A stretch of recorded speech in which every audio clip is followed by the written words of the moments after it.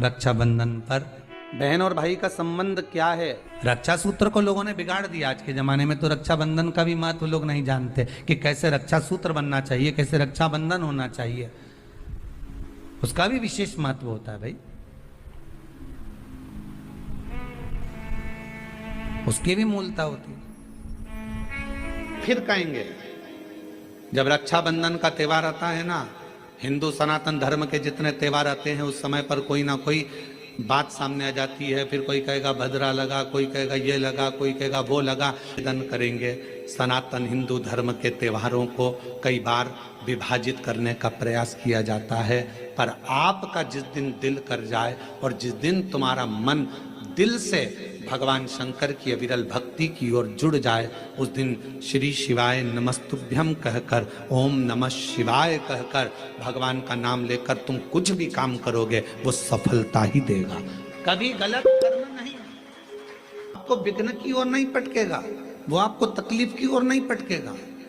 राखी पर रक्षा सूत्र बांध रहे हो, राखी पर राखी बंधवा रहे हो, श्री शिवाय नमस्तुभ्यम बोलकर बांधो तो बहन का भी कल्याण और भाई का भी कल्याण हो, बहन का भी कल्याण और भाई का भी कल्याण। इतनी सुंदर बात है, नारियल जो बहन भाई को देती है श्रीफल, हाथ भरा हुआ रखती है, भाई को बहन जब श्रीफल देती है तो भाई वही श्रीफल अपनी बहन को कुछ दक्षिणा अर्थात कुछ रुपया रखकर, कुछ भेंट रखकर, कुछ स्वरूप रखकर, जब बहन इतनी दूर से आई वही श्रीफल भाई फिर बहन को दे देता है, ये ले तू ले जा, तू रख ले। पर बहन उस श्रीफल को लेकर नहीं जाती है। बहन क्या कहती है, नहीं नहीं तुझे रखना पड़ेगा, तू रख। तो दो चीज में से जब श्रीफल भाई भेंट रख कर देता है अपनी बहन को, तो बहन श्रीफल वहीं भाई के घर छोड़ देती है, भेंट का कुछ भाग लेकर चल देती है। ये बहन का प्रभाव। और एक बात कहूंगा आज रक्षाबंधन पर, आपको अच्छी लगे तो आप स्वीकार करना, ना लगे तो आप छोड़ देना। वैसे भी सीहोर वाला महाराज ताड़ी टेढ़ी बोले ही बोले है, उसमें क्या दिक्कत? तो बोलने में तो कोई पीछे हटूंगा नहीं। एक निवेदन आप सबसे करूंगा, आपको अच्छा लगे अपने जीवन में उतारिएगा, ना लगे कोई बात नहीं, छोड़ दीजिएगा, पर उतारना जरूर। बहन से प्रॉपर्टी के चक्कर में कितना भी झगड़ा चल रहा हो, बहन का भाई से एक मकान के चक्कर में कितना भी झगड़ा चल रहा हो, संपदा के चक्कर में कितना भी झगड़ा चल रहा हो, तो भी निवेदन करूंगा, बहन और भाई तुम खूब लड़ो प्रॉपर्टी और जमीन के लिए, पर रक्षाबंधन के दिन कम से कम एक दूसरे के नहीं भी जाओ तो फोन लगाकर जीजी और बहन भाई से, भाई बहन से एक बार तो बात कर लो, क्योंकि धन अपनी जगह रह जाएगा साहब, वहां धन नहीं जाने वाला, आपका व्यवहार जाने वाला है, आपका प्रेम जाने वाला है। माना उसने कुछ भी करा हो, अदालत में केस लगा दिया हो, 25 केस चल रहे हो अदालत में, 50 बार तुम्हें पेशी पर जाना पड़ रहा हो, 50 बार झगड़े हो गए, 50 बार तलवार लेकर खड़े हो गए, डंडे लेकर खड़े हो गए, एक दूसरे को मारने को तैयार हो गए, पर निवेदन है एक माता के गर्भ से तुम जन्मे हो, कम से कम उस माता के दूध का फर्ज अदा करो। और एक बार कितना भी झगड़ा हुआ हो, इस आस्था चैनल के माध्यम से आज रक्षाबंधन के दिन भले राखी बंधवाओ मत बंधवाओ, पर एक फोन लगाकर तो पूछ लो जीजी कैसी है, कब आएगी बता, या बहन भाई को कह दे रे कैसा है, भूल गया क्या मुझे, भाई भी कह दे लड़ाई की बात मत करना, आज के दिन बस प्रेम की बात करना कि कम से कम बहन का फोन तो आया। मेरा मन कहता है, मेरा दिल कहता है कि शायद दिवाली पर जितनी आतिशबाजी नहीं हुई होगी उतनी आतिशबाजी आपके दिल में होगी, कि जिससे केस चल रहा है वो फोन लगाकर पूछ रहा है कि भाई ने पूछा बहन से, बहन ने पूछा भाई से कैसे हो, भाभी से बात कर लो, थोड़ा बच्चों से बात कर लो। माना अदालत में देखा जाएगा, लड़ाई झगड़े सब होंगे, सब कुछ होगा, कौरव और पांडवों की कथा तो देखो रे कितनी सुंदर है,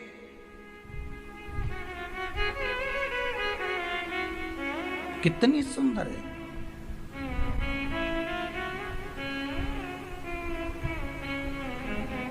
पांडवों की बहन सुभद्रा राखी बांधने कौरवों को जाती है, कौरवों की बहन राखी बांधने के लिए पांडवों को जाती। जरा विचार करिए,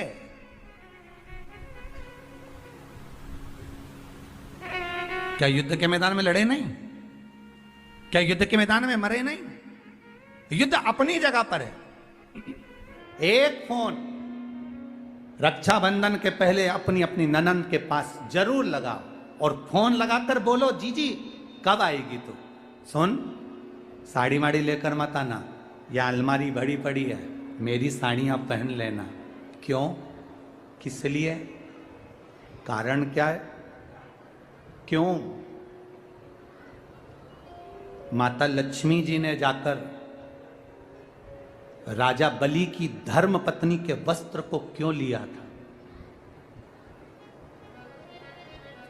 लक्ष्मी जी के भाई हैं राजा बलि, क्यों लिया? ऐसा वस्त्र में क्या था? क्यों कहा जाता है जीजी मेरी साड़ी पहन लो? क्यों भाभी कहती है ननंद से, लो मेरी साड़ी पहन लो, लो मेरी साड़ी पहन लो? क्यों कहती है? 3 काल को हरने वाले होते हैं। पहले नंबर पर संत, ब्राह्मण, साधुजन, गुरुजन जब तुम्हारे दरवाजे पर आते हैं तुम्हारा काल हर लेते हैं। दूसरे नंबर पर है गौ माता। गाय को जब हम रोटी देते हैं गौ माता हमारे काल को हर लेती है। तीसरे नंबर पर है बहन बेटी, जब हमारे यहाँ आती है और हम कह देते हैं जीजी ये मेरी साड़ी है पहन लो, घर से साड़ी लेकर मत आना, जब हम उसको साड़ी को दे देते हैं तो एक ननन बहन बेटी ऐसी होती है जो अपने भाई के घर के काल को भी हर लेती है, वो बहन बेटी होती है। पर आप में से कई माता ऐसी भी बैठी है जो अपनी एक साड़ी नहीं दे, और अगर ननन पहन लेना तो 25 बार के बता दे, जी जी मेरी है, जी जी अच्छे से बैठो साड़ी फट जाएगी, मेरी है। अब वो कहे सो तो कहा,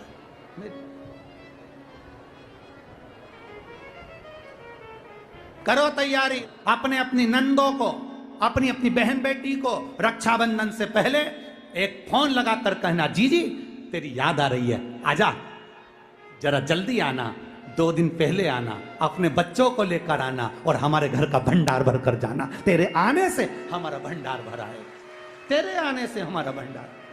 वाह,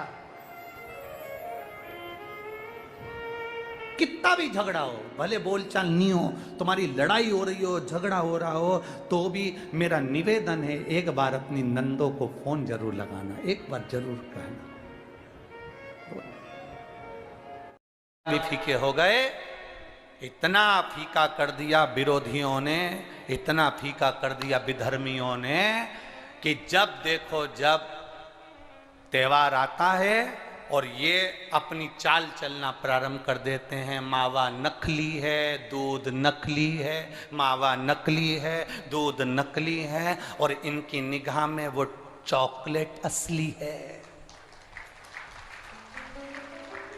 घर के पकवान नकली, घर का भोजन नकली, भारत की भूमि पर बनने वाला पकवान, गुलाब जामुन, इमरती, भजिया, पकोड़ा, खोपरा पाक, अपने घर में बनने वाला गुजिया, पपड़िया, सब नकली है।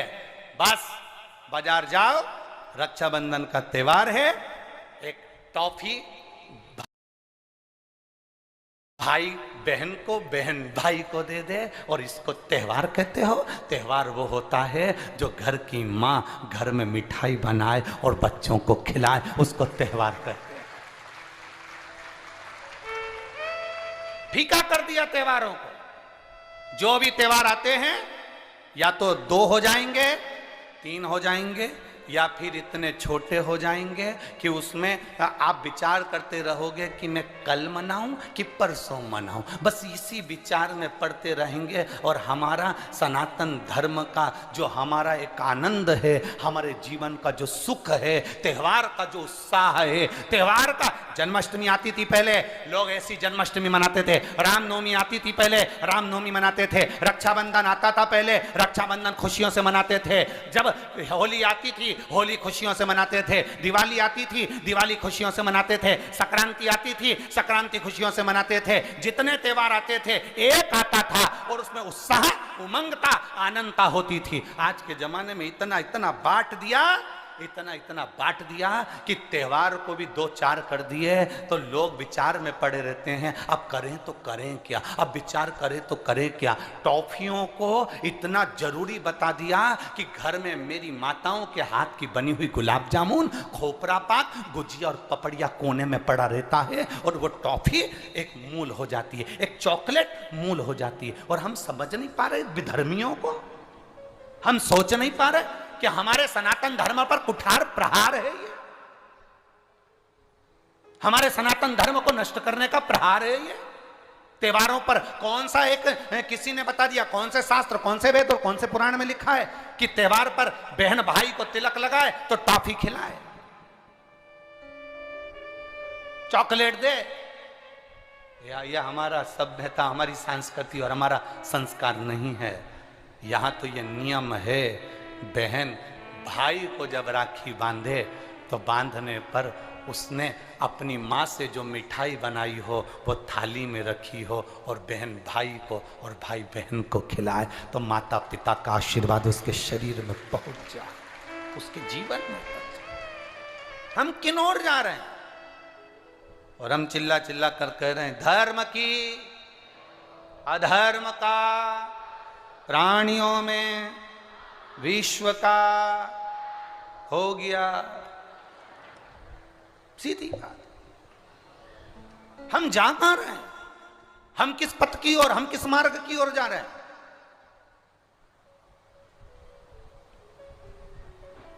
भ्रम में पड़ गए, हम विचारों में पड़ गए, हम भ्रमित हो रहे हैं, भ्रमित। एक ने कह दिया, सियोर वाला महाराज कहता है शंकर जी पे चढ़ा हुआ जल पीना चाहिए, सियोर वाले महाराज कहते हैं बेलपत्री चढ़ी हुई खाना चाहिए। फिर कहीं का आ गया जिसको सियोर वाले महाराज का विरोध करना था, उसने कह दिया ना जल पियो ना बेलपत्री खाओ, नहीं तो तुम्हारा जीवन ऐसा हो जाएगा।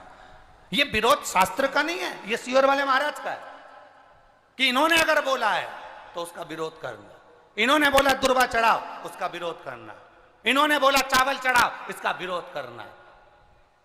और दुनिया के लोग उनके झाले में पड़ जाते हैं। हमारा नियम निवेदन है, ना तुम सीहोर वालों की मानो ना तुम किसी की मानो। गीता प्रेस गोरखपुर की शिव पुराण बाजार से लेकर आओ, उसको दिल से धीरे धीरे पढ़ो, उसमें सब मिल जाएगा तुमको जो सीहोर वाला अपनी व्यासपीठ से बोलता है।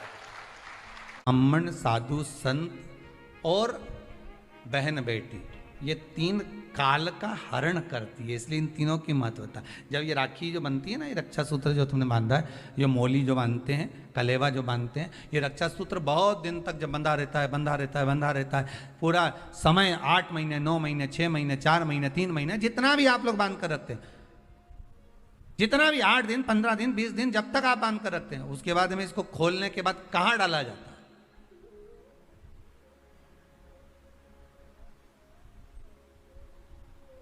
कहां दिया जाता है इसको?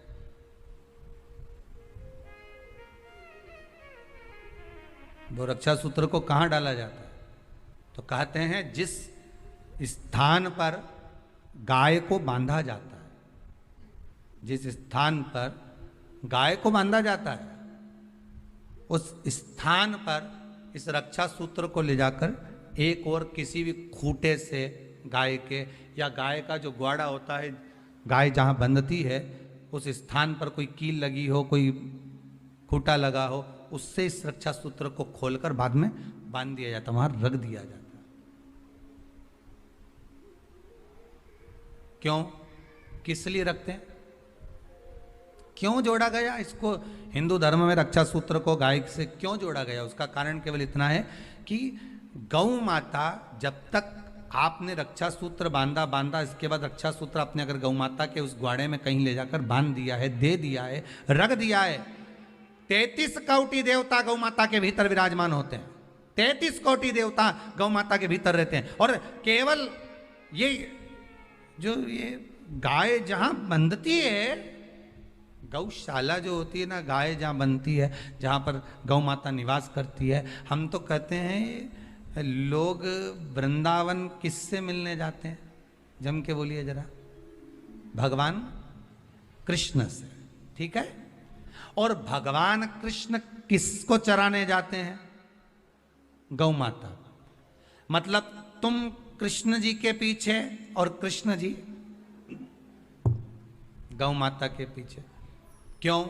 तो उसका सीधा सीधा प्रसंग है कि गाय के ग्वाड़े में, गाय के उस आंगन में, गौशाला आदि में जहां गाय बनती है, उस जगह पर अगर आपने रक्षा सूत्र बाद में बंधने के बाद 8-15 दिन, महीने बाद, 2 महीने, 4 महीने, 6 महीने, 8 महीने के बाद में आपने वहां बांध दिया, रख दिया, तो जिसके हाथ में बंधा होता है उसकी रक्षा स्वयं गौ माता में विराजमान 33 कोटि देवता करते हैं। उसकी रक्षा का सूत्र फिर वो संभालते हैं, फिर वो आपके नहीं, फिर वो संभाले। कोई बड़ा काल आ रहा है, कोई बड़ा एक्सीडेंट होने वाला है, कोई ग्रह बेकार हो गया, उसको फिर संभालेगा कौन? वही गौ माता। गाय, बेटी और संत, ब्राह्मण, साधु, सन्यासी, तपस्वी, साधक, उपासक ये संभाल ले।